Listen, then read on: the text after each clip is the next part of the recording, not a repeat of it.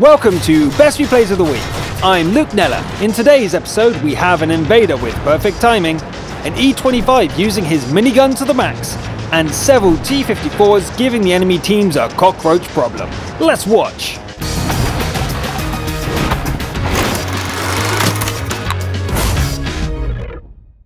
Let's start with a different kind of scouting replay for a change. Droopnik is a player spotting for his artillerist platoon mate on the defending side of an assault match.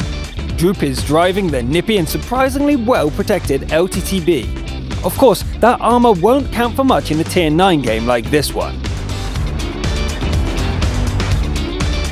This is probably far enough. Let's see who comes to try their luck. Droop backs away as he's been spotted, but he gets full spotting damage for the Centurion kill. It's a good start. Maybe he should check that corner. Aha! A harassment shot on the M103, and then it's time to get away.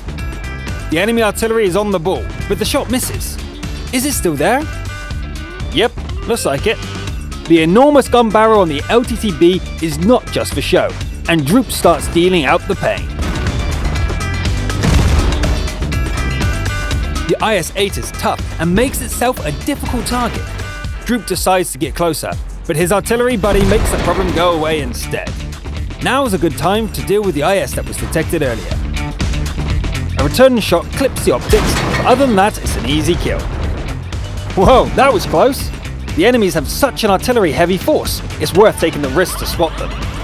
Droop dances back and forth on the edge of a dune, spotting the enemies for artillery and taking shots. One frustrated enemy SPG tries to shotgun him, but it doesn't quite connect. The Borsig has had enough and charges to close combat. The shot really hurts, but the heavy armor means it's the Borsig who's hurt in the ram.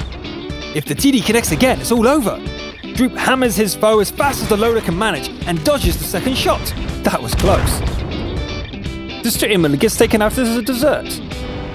And there's also the last artillery piece. It tries to get away, but doesn't get into cover fast enough. Just 2 more to go. The defense has long since turned into a hunt, largely due to the excellent scouting. The T-29 dies before Droop can get at it, but this IS-6 will now pay the price for hiding in the rear all game. One last shot and... victory!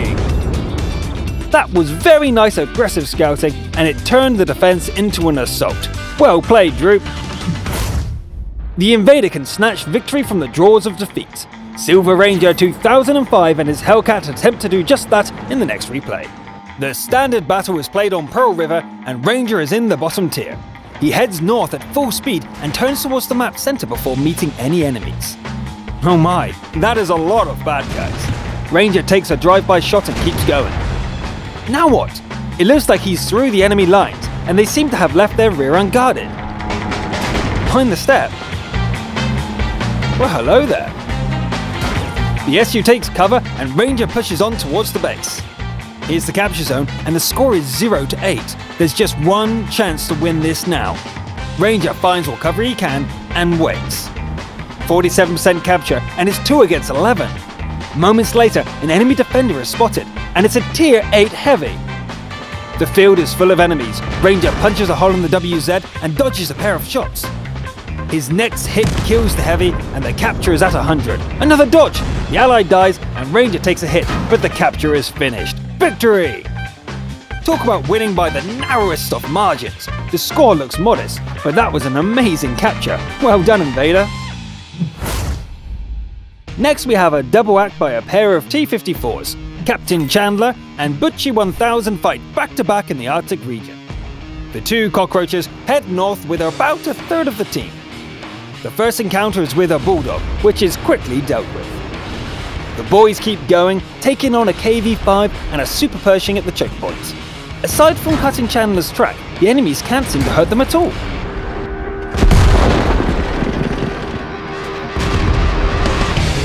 They roll onto the enemy base, and Bushi claims the kill on the TD, who is too slow on the trigger. The second TD is dealt with just as fast, as is the Tiger P. That's 6 kills with 0 damage to their tanks. The T-54 boys split up for a moment, each going for their own target. Bushi takes out a scout, while Chandler takes on a KV-4. The KV is a tough opponent, and Chandler actually takes some damage. Bushi zooms past his remaining opponents and comes to the aid of his platoon mates. They keep moving and pounce on the rear of the two high-tier opponents. As before, the enemies seem almost helpless in the face of such teamwork. The remaining opponents have broken through and are threatening the base. The T-54s speed across the snowy terrain to finish the job. The only real mistake of the match happens when Chandler drives right into Bushi's shot. Well, the game is over. All that remains is mopping up the stranglers. Excellent. This is the sort of maneuver warfare that the T-54 excels at, and your teamwork was just about perfect. Brothers in arms indeed. And now it's time for a simple, refreshing rampage. The tool of destruction is the E-25 Premium Tank Destroyer, and the maniac at the controls is Sander 7897. Sander finds himself on Pearl River. He dashes forward and stops at an ambush spot. Several seconds pass and no enemies appear. Sander gets bored and decides just to hunt them down instead. Finally, something to shoot at. The M6 and the Tiger get taken down quickly, and Sander is just getting warmed up. This will do nicely. Hey, that was my kill! I think I can call you kill number 3. Hold still, damn it! That's better. First the Kappa, and then something should probably be done about this big guy. Ouch! That was a costly mistake there. All in all, dealing with the IS could have gone a whole lot better. Still, a repair kit takes care of the ammo rack, and there are plenty of enemies left to kill. Onwards and upwards. Here we go. He gets in several good shots, but it's probably not a good idea to charge in there.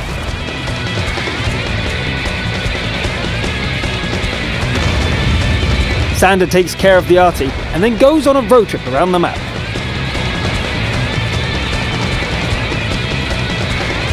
Hey, bonus content! The S-51 is barely a speed bump, and Sander gets busy with engaging the Kappas. The last ally claims the kill, but the TD makes up for that. 8 kills now. Getting the kill on the T1 becomes a competition, and the high rate of fire comes in handy. 9 kills and 1 more to go. There it is, and very nearly claimed by the ally. Sander drives like a maniac, charging the enemy who misses their last shot by inches. Victory with 10 kills. Nice rampage with a nice machine. Top Gun of the week for you. And for the last treat of the day, we have more T-54 goodness. This time it's the light tank variant and is driven by Marmaladen Cakes. Let's just call him Jaffa Cake. He finds himself on steps in a Tier 9 encounter battle. The start gives a good opportunity for a drag race with the Bulldog. Jaffa Cake brought along a few HE rounds for enemy scouts, and the T-71 gets both of them. A cheeky AMX 12-ton manages to damage his gun. Jaffa Cake repairs it and gives chase. Encountering a large American autoloader makes him think better of it though. But here's the T-71 from before. After some circling, the enemy is dead, but his T-54 has taken some damage as well. It's also the only kill for his team so far, with 6 tanks lost. Jaffa Cake joins in on taking down the scary autoloader and takes a shell from the IS-8 for his troubles. Better get out of there. But only for a moment before attacking the IS-8 from a different angle. The fighting biscuit keeps the enemy tracked, making it an easy mark for allies. Take that! Here's a whole column of enemies. Too many to attack head-on, but a good opportunity for harassment. Capture seems unlikely at this stage, but with the score at 5-11, it's worth a try. Halfway, Artie is getting scary though. 60. 70, and only 3 of them left now. 80. So close. The capture gets to 90, but the pesky little 12-ton lives just long enough to reset it. Jaffa Cake is on the ball and avoids the worst from a lethal-looking artillery strike. With that triple arty strike, the capture has been completely reset. A WZ gets a shot in, but it pays the price for that immediately. There's no point in staying at the circle now. Jaffa Cake puts the speed of his tank to good use and goes hunting. The Waffenträger isn't what he's looking for. It's these arties over here. The words fox and henhouse come into mind from what happens next.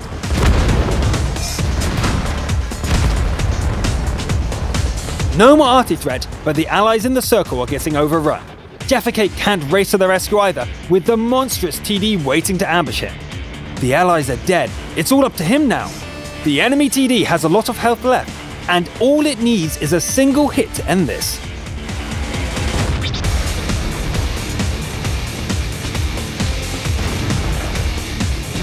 Yikes, that looks scary, but it's the only chance the TD will get. Just 2 enemies left now, but they are both tier 9 heavies, and Jaffa Cake is down to 5 rounds of APCR. Here we go. Despite getting spotted, Jaffa can take the first shot fairly safely. He backs away and climbs to higher ground for the next attack. A second shot finishes off the E75, and the hasty return shot from the ST1 hits the ground. Jaffa Cake doesn't give the enemy a chance to reload, and his next shot ends the game, with 2 shells left to spare. Wow, talk about a crucial contribution. Marmaladin Kicks really made that light tank sing. Congratulations on pulling off that win. After all that talk about Jaffa Cakes, I'm gonna go get a snack. Oh, you're still here? Click something. Sub, comment, yada yada. Bye!